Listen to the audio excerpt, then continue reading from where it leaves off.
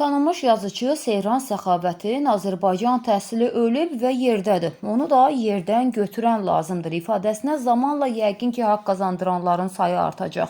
Çünki təhsil sahəsində baş verənlər heç ürəkaçan deyil. Azərbaycan təhsilinin başında dəlləkliyi öyrənənlər az olmayıb. Bu illər ərzində təhsilin körpə budaqlarını baltalayanlar da görmüşük, onu məhvə sürükləmək istəyənləri də.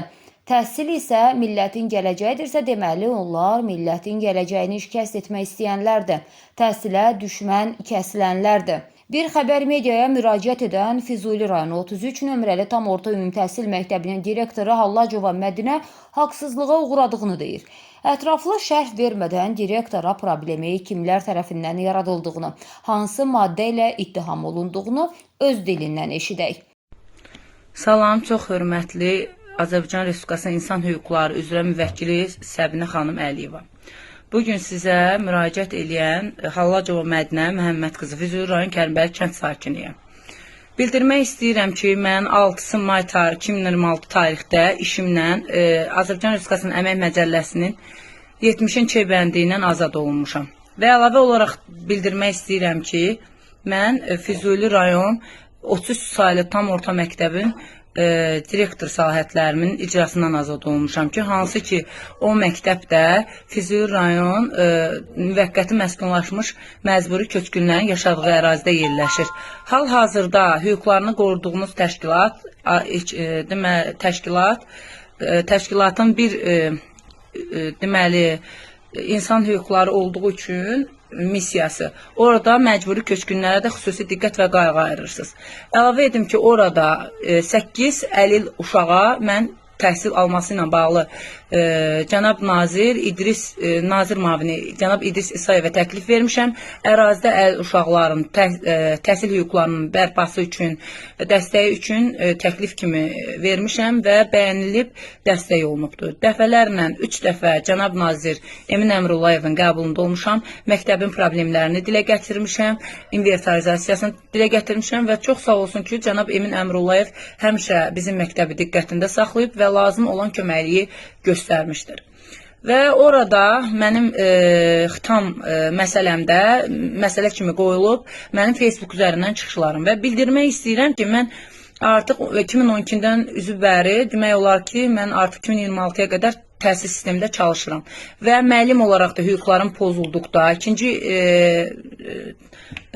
təhsil məsələlərinə iş üçün müraciət edəndə, sıxışdırıldıqda mən insan resurslarından yardım alırdım və dəstək görürdüm. Yəni, mən birinci səfər deyil belə problemlərlə qarşılaşmışam. Həmişə hüquqi yollara da müraciət etmişəm. Və mən Facebookdan nə üçün istifadə eləmişəm? Orada mənim üçün maddə qoyulub 3.2.1 layiqlıq prinsipinin pozulması və 2.1 pozulmada müəllimlərin etik davranış qaydalarının kollegial Azərbaycan Respublikasının Elm və Təhsil Nazirliyinin olan tərəfindən qərarın pozulmasında orada bir dənə məsələ atlatılır ki, orada cənab nazirin orada 4-cü maddədə belə bir şey var.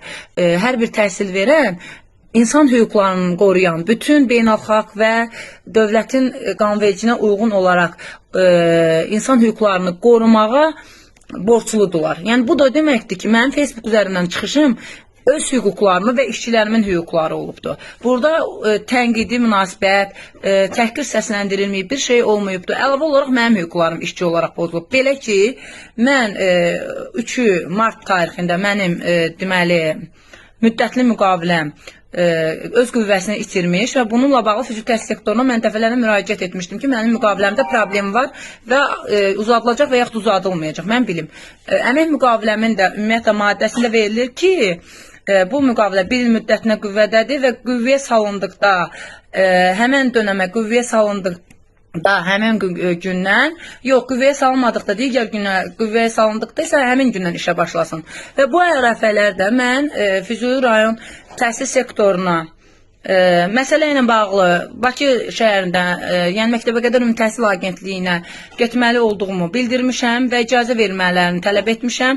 Deməli, aprel ayının 9-sunda Füzuli rayon təhsil sektorunun əməkdaşı Camal Xəlilov mənə WhatsApp üzərindən zəng edərək ərizə yazıb verməyimi bildiribdir. Mən də PDF şəklində WhatsApp üzərindən göndərmişəm. Hal-hazırda da ayın 9-u üçün bax buradadır. Camal Xəlilova atdığım ərizə formaları və axşam saatlarında mənə zəng vurub bildirib ki, ərizələr əllə təhvil verilməli idi. Rəhbərlik qəbul etməyib. İndi dövlət qulluqçusudur. Əgər ərizədə səhv varsa, ən azından bildirməli idi və mən bildirmişəm ki, zaten mən müqaviləm dayandığı üçün bu problemlərlə bağlı agentlikdə olmalıyım və ona görə də problem hesab etmirəm və ərizələri göndərə bilərəm. Ərizələri dərhal ayın 13-ün işçimdən göndərdiyim halda Camal Xəlilov bildirib ki, nə ərizə götürmüşəm, nə ərizə almışam. Mən yeganə Azərbaycanda belə başa düşürəm işçiyəm ki, öz rəhbərimlə, müqavilə tərəfimdən görüşməyə getdiyim üçün mən haqlanıram ki, mən işimdə yoxam, 70-in çeyisi üçün maddə hazırlanır. Çünki orada verilən maddələrin heç birisi 70-in çeyisinə gedəcək maddə deyil. Bircə dənə orada qəsdli şəkildə işçinin bir gün ərzində laqeyd, ehtinasız işə yanaşması ilə bağlı ola bilər ki, onun da heç bir problemi yoxdur. Çünki mən ora üzr istəyirəm, bir nə taya, nə bir özümün şəxsi mənafeyim üçün getməmişəm. Mən ora mövcud vəziyyəti bildirmək üçün getmişəm və onlar da dərhal bu məsələdən istifadə edib aklaşdırma yaradıblar. Mənim orada güya yoxluğum aşkarlanıb, hal-hazırda xitam əmrində də o var. Ayın 19-u, yəni bu arada da əlavə problemlər var idi. Yəni onlar 50 uşaqların kitablarını təmin eləmirdilər və onu da əlavə edeyim ki, xüsusi təhsil haqqında qanunu Heydər Əliyev imzalayıb 29 maddə xüsusi təhsillə bağlı 50 uşaqların hüquqlarını təmin eləyir və hər bir maddədə uşaqların dərsliklə təminatı, müəyyən geyimlə təminatı var. Orada uşaqların gətirib aparılmasına görə 50 manat məvacibin ödənilməsidir ki, hətta onunla da bağlı problemlər var idi. Mən hər dəfə çıxırdım rəhbərliyə ki, uşaqlarını gətirmək üçün yol xərci davamlı şəkildə müntəzəm ödənilmir və elə olub 2 ay köçürməsi olub, elə olar 1 ay, bunlar faktdır. Yəni bu maliyyə cədvəllərində də öz əksini tapıb. Burada qeyri-adi, tənqid xarakterli heç nə yoxdur. Və əlavə olaraq da müəyyən bir şeylə Facebooka çıxarılan məsələlərin hamısı rəhbərliyə rəsmi formada mənim tərəfimdən təqdim olunub. Sadəcə aldığım cavablar, ya işdən azad olunassan, müqavilən uzadılmayacaq, məsələn ictimailəşdirmə, bu kimi olubdur. Yəni mən demək istəyirəm, bugün mən bir vətəndaş olaraq da hüquqlarım pozulub. Çünki orada olan çıxışların heç birisi şəxsi mənafeyimə xidmət etmir. Mən orada nə rəhbərlikdən vəzifə təyinat istəməmişəm, nə məktəb üçün təyinat, başqa bir məktəb üçün təyinat istəməmişəm. Çünki bunun üçün bildiyim kimi müsabiqələr var. Ona da şükür Allaha olsun ki, yetərincə savadım da çatır, özümü müdafiə edə hüququm var və bu dünən mən bununla əlaqədar olaraq agentlikdə oldum. Agentlikdə xitamım üçün lazım olan həmkar rəyinin olmadığını bildirdiyim halda həmkar rəyini mənə verə bilmədilər. Və Qarabağ Regional Təhsil İdarəsinə yönəlməyimi dedilər. Qarabağ Regional Təhsil İdarəsi də Füzuli təhsil sektoruna müraciət etməyimi tövsiyə etdi. Və mən bilmək istəyirəm, 70-in çeyisində mütləq şəkildə əmək məcəlləsində verilir ki, işə götürən 70-in çeyisini sübut etməlidir. Yəni işçinin ciddi pozuntusu olduğunu. Və əlavə olaraq da orada göstərilən aktların heç birisindən tanış deyiləm. Çünki işçi ilə bağlı intisam tənbiyi tətbiq edərkən işə götürən, yəni orada məcəllə də deyir ki, işçi həmin aktlarına tanış olmalıdır. Mən o aktların heç birisine tanış deyiləm. Xitam əmri gələndə mən baxmışam ki, 8-9 dənə adamlar akt tərtib eləyiblər. Akta heç birisində imzam yoxdur. Sadəcə belə bir şey var ki, mənə güya zəng vurulub, deyilib ki, gəl izahat ver, mən də imtina etmişəm. Xeyr, məndən soruşulub ki, nəyə görə paylaşım etmişsən, etik davranış qaydalarını pozursan, mən də bildirmişəm ki, etik davranış qaydası pozacaq heç nə etməmişəm. Siz rəsmi məlumat verdiyim halda işimi görmədiyiniz üçün mən məcbur olmuşam ki, Facebook üzərindən müraciət edim. Məktəbin problemlərini işıqlandırmışam və həlli yoluna da köməkli yolum. Müddədan da istər Təhsil Nazirliyindən də. Onunla bağlı heç bir şikayətim yoxdur. Sadəcə mənim üçün maraqlıdır ki, mənlə bağlı o, necə deyərlər, qanunsuz aktlar, yəni bu gün qərəz doğurur ki, yəni bir işçi niyə görə intisam tənbiyinə cəlb olunur və aktdan xəbəri yoxdur. 70-in çeyisi ilə bağlı mənim heç bir məlumatım olmayıbdır. Əmək müfəttişliyi də bildirdi ki, sizdən izahat alınmalıydı, özünüzün müdafiə hüququ verilmədi, bəli, heç birisi olunmadı. Yəni bugün mən də hüquqi yollara başvurmuşam. Zaten əmək müfəttişliyində də var, məhkəmə prosesi üçün də müraciət etmişəm və mən elə başa düşürəm ki, hüquqi dövlətdə yaşayırıq. Yəni məktəblə bağlı 3 il təhvil təslim etmişəm, məktəblə bağlı inventarizasiyam da yerindədir, maliyyə məsələlərində də heç bir açıq yoxdur və bunu mən alınan açıqlıqla deyə bilərəm. Rəsmi sənəd, kargüzarlıq sənədlərində ciddi pozuntuya yol verməmişəm. Və mən bilmək istəyirəm, xahiş edirəm, mən ümumiyyətlə insan hüquqları ilə bağlı bütün aidiyyəti olan təşkilatlara buradan şəxsi zəmində ümumiyyətlə müraciət edirəm. Azərbaycan Respublikasının Konstitusiyasının 47-ci maddəsi fikir və söz azadlığıdır. Heç bir işdə işləmək onun söz azadlığını əlindən almır. Hər bir vətəndaş müstəqil şəkildə öz fikrini ifadə etməyə yəni sahibdir, demokratik ölkədə yaşayırıq. Və mən çox xahiş edirəm, bu məsələ geniş şəkildə araşdırılsın. Çünki mən bu gün ombudsmanda oldum, ərizəmi də rəsmi şəkildə verilmişəm. Xahiş edirəm, geniş aspektli araşdırma başladılsın. Nəyə görə mənə mobbing tətbiq olunur? Əgər bugün mən belə deyək, 8 əlil uşağın təhsilini təmin etmək üçün rəhbərliyimə məsələ qaldırıramsa, onları az-çox öz imkanlarımla məktəbin yararsız otaqlarını, yəni təhsil işçiləri qəşəng bilir ki, xüsusi təhsili açmaq üçün məktəbdə ilk öncə şərait yaratmaq lazımdır. Və 29 təhsil işçisi var olub məndə müəllimlər. O pedaqoji işçinin 18-ni mən Azərbaycan Dövlət Pedaqoji Universitetindən o uşaqlar üçün təhsil verməsi üçün özünün təlimlərinə cəlb etmişəm, öz maliyyələri hesabına. Bunların hamısını, kadr potensialını da mən yaratmışam orada. Yəni mən yönləndirmişəm, mentorluq etmişəm.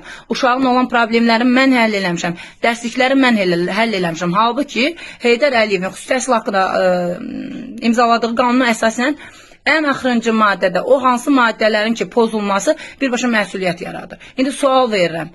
Azərbaycan Respublikasının Əmək Məcəlləsinin A və B bəndləri verilib. İşi vicdansızlıqla, işə vicdansız yanaşmadır da bir növ. Mən vicdansızlıq eləyib neynəmişəm? Mən üçün maraqlıdır bu. Mən vicdansız olub neynəmişəm? Bir də ki, bizdə belədir də, yəni Füzuli Təhsil Sektoru, Qarabağ Regional Təhsil İdarəsi, agentlik və sonundan cənab nazirə çıxmaq məsələsi var. 4 dənə qurum bizim problemlərimizi həll eləməlidir. Mən axırda məhkəməyə müraciət etməliyim. Bugün amma mənə hamı məhkəməni təklif edir. Axı, burada məhkəməlik bir problem də yoxdur. Rəhbərliyə əgər təqdimat məndən bağlı səhv verilibsə, rəhbərlik məni eşitməlidir. Çünki bu qanunla belədir. Əlavə olaraq da ki, bizim əmək müqaviləmizdə tərəflərin mübahisəsi varsa, öz aralarında belə həll etmək kimi hüququ var. Əlavə olaraq da işə götürən işçini işdən çıxmaya məcbur edə bilməz və bu maddələr var. Əlavə olaraq da ayın 19-u məndən izahat alınıb mart ayında və mən də bildirmişəm ki, çünki dəfələrlə Ramil xanım Məmmədovaya demişəm ki, məsələ ilə bağlı Sənan mənzilliyə çıxmaq istəyirəm, özü deyib ki, yəni Sənan müəllim iş vaxtı qəbul etmir, cəzalanacaqsınız, o olacaq, bu olacaq, mən bu kimi şeylər və mən orada da izahatda bildirmişəm, demişəm çalışacağım, olmasın bu. Amma belə də götürəndə, işə götürənlə mənim əmək münasibətlərim ayın 16-sında rəsmiləşdirilib, aprel ayının 16-sında. Bu da hüquqi qüvvəsini itirir ki, mənlə bağlanmış ayın 10-u mənim işdə olmama aktımı da keçərsiz eləyir, 19-u məndən alınan inzibati tənbihi də keçərsiz eləyir. Ona görə ki, çünki işə götürən birinci işçi ilə əmək münasibətlərini rəsmiləşdirməlidir. Ondan sonra ondan bağlı intisam tənbihi tətbiq etməlidir.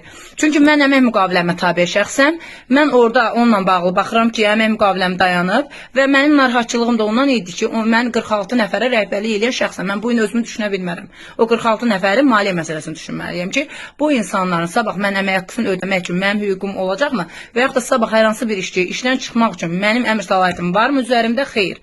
Sabah məhkəmə predmetidirmi? Bəli, mən o işçini o vaxt işdən çıxarsaydım, məhkəmə predmeti olacaqdım. Çünki məsələ bu idi ki, işçi məni məhkəməyə verə bilərdi ki, adamın heç əmək müqaviləsi rəsmiləşməyib, məni durub işdən çıxardı. Yəni, bu məhkəmədə baxılası bir şeydir. Əmasda mənim müqaviləm rəsmiləşib ayın 16-sı, 14-də imzaya göndərilib. 16-sı da ona görə rəsmiləşdirilib ki, 17-si Qusar şəhərində cənab nazir Emin Əmirullayevin qəbuluna getmək istəmişəm, rəsmi şəkildə ərizəmə imtina verilibdir. Ən azından bu bizim üst stansiyada. Nəyə görə gəlib aklaşdırılmalıdır yenidən? Bu o demək ki, səsini boğuruq da bir müəllimin. Onu sağlam bir mühit şeyləmirik, yaratmırıq. Xahiş edirəm, məsələ cənab nazir, sizə də müraciət edirəm. Çox xahiş edirəm, məsələ geniş şəkildə araşdırılsın. Əlavə olaraq da şeydə verilib ki, xitamda verilib ki, rəhbərliyə də ciddi nəzarət olunsun. Mənim müəllimlərim heç bir şey törətməyib. Yaxşı, cəza mənə kəsilsin. Mənim müəllimlərimə, işçilərimə niyə cəza kəsilir ki? Problem mənimdirsə, mənlə danışılsın, problem məndən həll olunsun. Mənim işçilərim günahı nədir ki, burada nəzarətə götürülür? Nəzarət olunması, mən keçən səfər adını sadaladığım hansı ki, tabelinizdə olan məsələlərlə bağlı Gülnaz xanım da Füzuli rayon həmkar təşkilatında mübahisəli olan yerlərin məsələləri zaten onda var. İstəsəniz alada bilərsiniz. Problem məsələ deyil. Çox xahiş edirəm. Mən hüquqlarımın bərpa olmasını tələb eləyirəm. Çünki bu mənim hüquqlarımın qısıtlanması deməkdir. Və mən əlavədə bir şey deyim. Azərbaycan Respublikasının qanunvericiliyinə də inanıram, aliliyinə də inanıram. Mən məhkəməyə müraciət etməməliyim. Mənim işə götürənlərim mənlə bağlı 70-in kesinə zəmin yaradıb. Belə deyək ki, təqdimat kim verib, Eşqi Bağırovun nə cür təqdim olub, onu deyə bilmirəm. 2024-də aldığım, belə deyək, töhməti də qoyublar.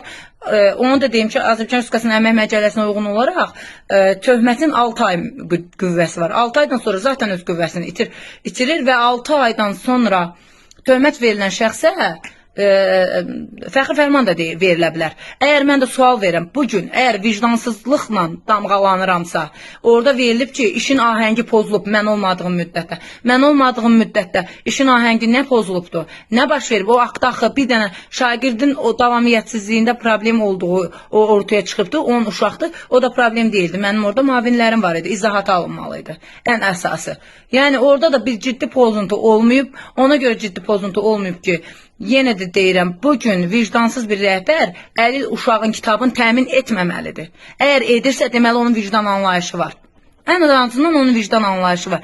Dəfələrlə də rəhbərliyə bu məsələlərlə bağlı çıxmışam. Mənim təqdimatlarım da olub. Əgər kim mənə çağırıb deyib ki, səninlə bağlı filan aktlar tərtib olunubdur. Rəsmi bildirişləri varmı? Füzuli təhsil sektorunun məni izahata çağırdıqları ilə bağlı rəsmi bildirişləri varmı?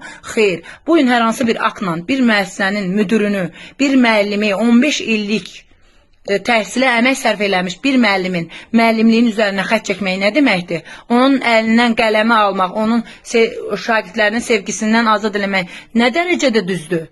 Nə qədər düzdür? Bu bizim hüquqlarımızın qısıtlanmağı deyilmi? Bizim söz hüququm bugün tutaq ki, mən Facebookda çıxış eləmişəm.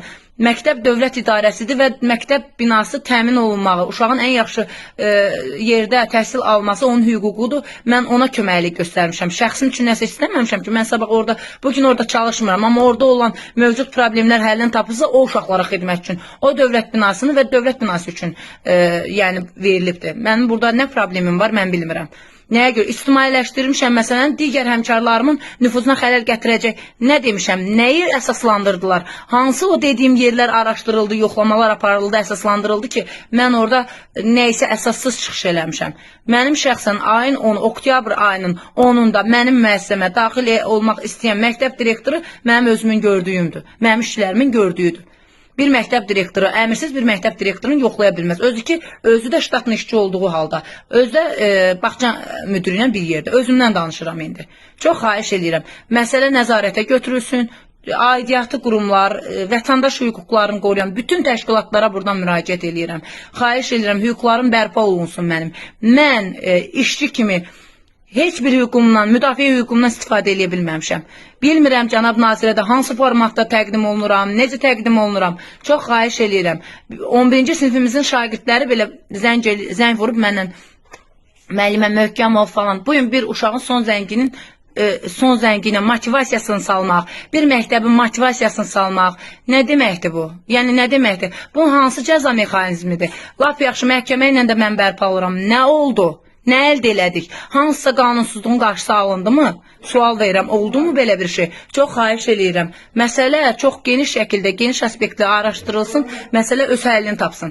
Mən 70-in кейsi üçün heç bir zəmin yaradıb nəsə eləməmişəm. Bir günlük müqaviləm üçün rəhbərliyimi görmək mənim Kansiki agentlikdə ayın onun üçün ərizəm də var ki, xahiş edirəm. Cənab Eşqi Bağırov, məni qəbul edin. Bu da var. Yəni, bu da var. Həmkar ittifaqında mobbingə məruz qaldığımla bağlı ərizəm də var. İşçi üçün sağlam iş şəraiti yaradılmalıdır. Necə ki, mən 46 işçiyə o şəraiti, demokratik şəraiti yaratmışam və bugün mənimlə bağlı bir şikayət, bir sosial şəbəkəyə düşməyib və yaxud da rəsmi şey, bugün mənim ümumiyyətlə Füzuli rayonda nüfuzum da, falan da, nüfuzuma da verilən qiymət rayonun cəmaatının mənlə bağlı, dürüst işləməyimlə bağlı çıxarılmağımdır. Dedilər ki, Mədinə müəllimə, sənlə bağlı məsələ budur ki, sən düz işləyirsən, səndə problem yoxdur. Ən azından vətəndaş öz mövqeyini bildirərdi. İndiyə qədər bir problem olardı. Çox xahiş edirəm. Cənab nazir, buradan sizə də xahiş edirəm. Sizin obyektivliyinizə, ədalətinizə mən inanıram. Mən inanıram ki, sizə məsələlər tamam fərqli formatda çatdırılır. Amma xahiş edirəm, nəzarətə götürün məsələləri və dediklərim araşdırılsın. Çünki digər qurum əmək müfəttişliyi də eyni şeyləri deyir. Aktların heç birisindən tanış deyiləm. Heç birisindən xəbərim yoxdur. Sadəcə xitam günü mənə verilib ki, bu filan aktlar var, o əsasda da cənab Eşqi Bağırov mənə xitam veribdir. Kollegial qərarda da layıqlıq prinsipi, mən də deyirəm, o dediyim məsələlər yoxlanaydı, hələ yoxlanaydı. Reallıq çıxaydı üzə, görüləydi ki, orada doğrudan da pozuntu yoxdur, çıxarsaydılar mənim üçün problem deyildi. Hara yoxlanılıb ki, əsassız yazılıb çıxış eləyibdir. Əsassız çıxış eləyib, nə eləmişəm? Mənim 70-in keysini bütün rayondan məni bir eləyiblər. İnsanlar bilmir ki, mən nəyə görə çıxmışam. Azərbaycan Respublikasının A və B bəndinə, əmək məcəlləsinin. A və B bəndi özdə vicdansız işi yerinə. Vicdansızamsa mən bildirirəm. Vicdansız 10-50, 8-50 uşağın niyə kitabını təmin edir? Niyə müəllim metodik vəsaitini təmin edir?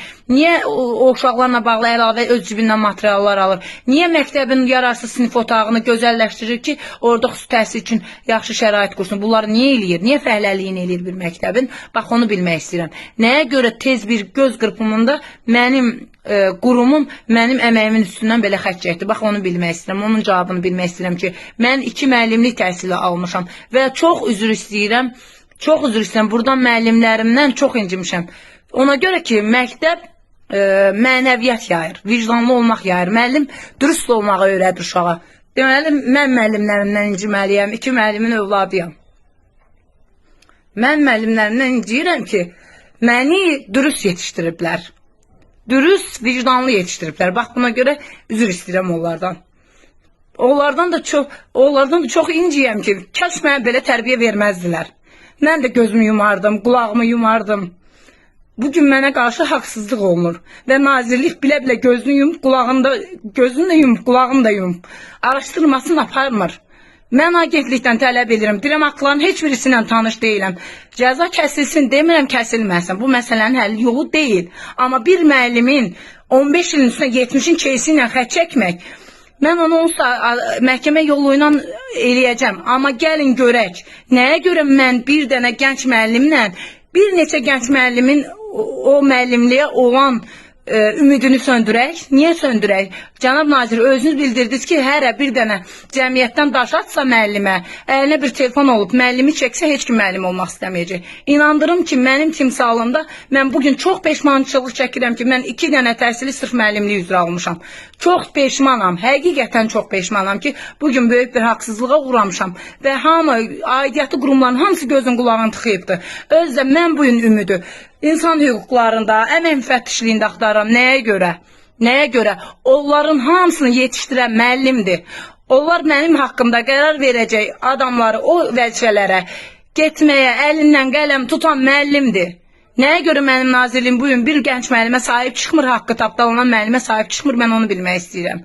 Xahiş edirəm, məsələyə hüquqi qiymət versin. Səbinə xanım, insan hüquqlarını qoruyan bütün beynəlxalq təşkilatlara buradan müraciət edirəm. Azərbaycan Respublikasının Konstitusiyasının 47-ci maddəsi insanların söz və fikir azadlığını qoruyur. Xahiş edirəm, hüquqlarım bərpa olunsun, mən işə dönmək istəyirəm. Başqa şey istəmirəm heç kimdən. Üzümüzü təhsil sahəsinə cavabdeh olan qurumlara, şəxslərə tutub yaranmış eybəcər mühitin təmizlənməsində daha da səylə çalışmalarını xahiş edirik. Çünki millətin gələcəyi, milli şuurumuzun cilalanmasında təhsilin rolu əvəzsizdir. Bu arada səsləndirilən iddialarla bağlı bütün maraqlı tərəflərin mövqeyini işıqlandırmağa hazırıq.